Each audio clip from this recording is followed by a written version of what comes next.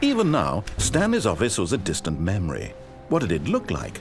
There was a computer, perhaps, and a painting. Was it a painting or a photo? He could no longer recall. It's bucket time.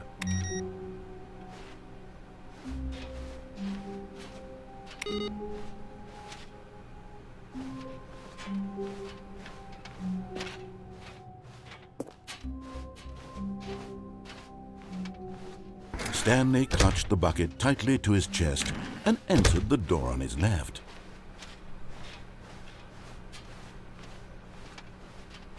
Still no one was here. Stanley needed the bucket's warmth and comfort now more than ever. Perhaps his boss's office was where he'd find out. Coming to a staircase, Stanley and the bucket walked upstairs to the boss's office.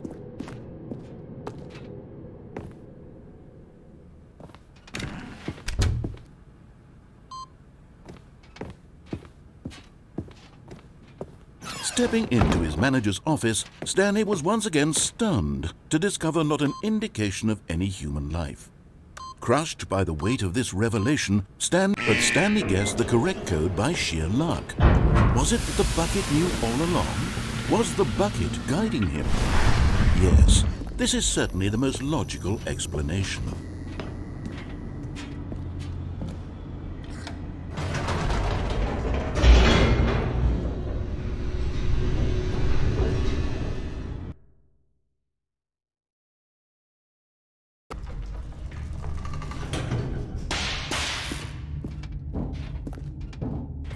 Stanley and the bucket walked straight ahead through the large door that read, Mind Control Facility.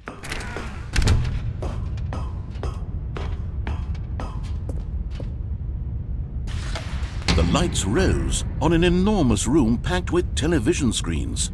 What horrible secret did this place hold? Stanley and the bucket both wondered to themselves.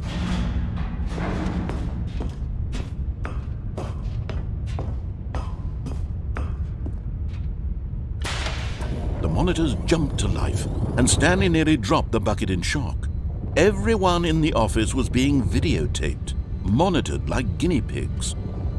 The bucket had never seen anything like this, and it very nearly burst into tears as Stanley cradled it gently, reassuring it that everything would be fine.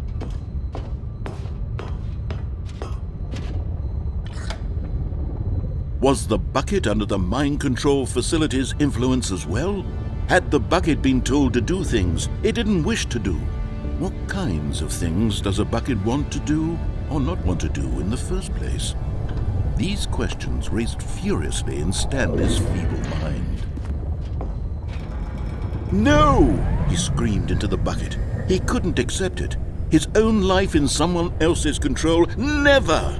He squeezed the bucket tighter. His one friend in the entire world. At this point, he could trust no one except for the bucket.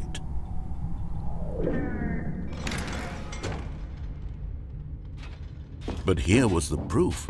The heart of the operation. Controls labeled with emotions, happy or sad or content.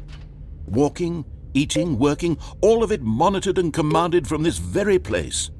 And as the cold reality of his past began to sink in, Stanley decided that this machinery would never again exert its terrible power over another human life.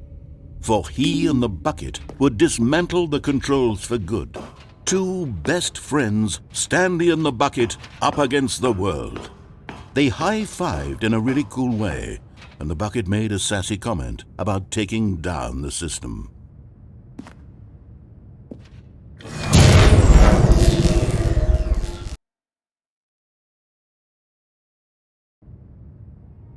Stanley and the bucket waited in blackness.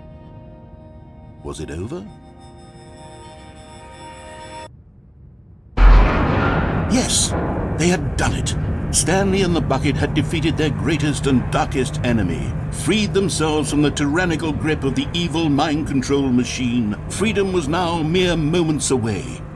Excitedly, the two of them began to discuss the kind of life they wanted to live once they stepped through this massive door. The bucket wanted to learn to roller skate. Stanley wanted to sneeze in every country on Earth. Both of them wanted to begin watching a movie, any movie, but then stop it halfway through and begin watching it in reverse from the end. True, it was a simple life they envisioned, but it was one they'd lived together, with one another to lean on, to trust, to support. What? Wait. What was happening? Why had the door stopped? Was Stanley and the bucket not about to be freed? An unbearable silence filled the room, lingering in uncertainty, until finally the truth hit Stanley square in the face. This building did not want the bucket to leave. Even the facility itself recognized the incredible calming presence of the bucket, needed the soothing warmth of the bucket, would go to any lengths not to part with the bucket.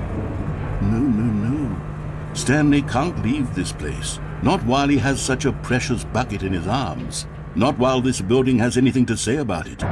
Stanley realized he would never again leave this very room, but at least he has the bucket. To be trapped eternally in darkness isn't really so bad, Stanley thought to himself. As long as I have my bucket with me, right? I'll be okay, won't I? Stanley gulped.